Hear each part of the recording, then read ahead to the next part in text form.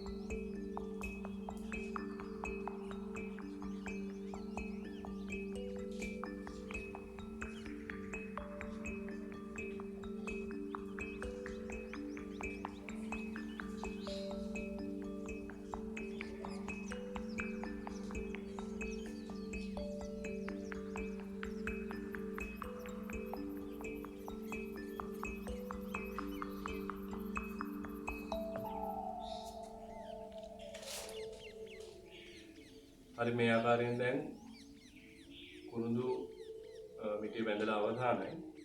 මෙහෙම තමයි එතකොට එනවා එදා අර ගෙනාපු කුරුඳු මිටිය මේ විදිහට අවසානයේදී අර වෙළඳ පොළට යන නිෂ්පාදනයක් බවට පත් වෙලා තියෙනවා.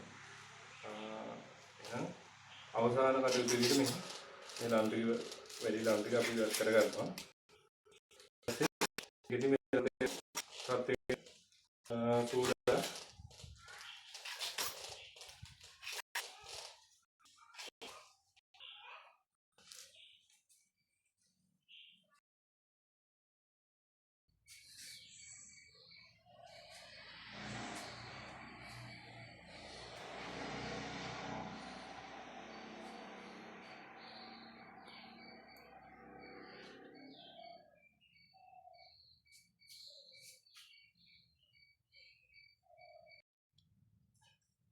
මේ මීටරේ ගහුවාම මේක තියෙනවා 25 30න් පල්ලෙහා තියෙනවා.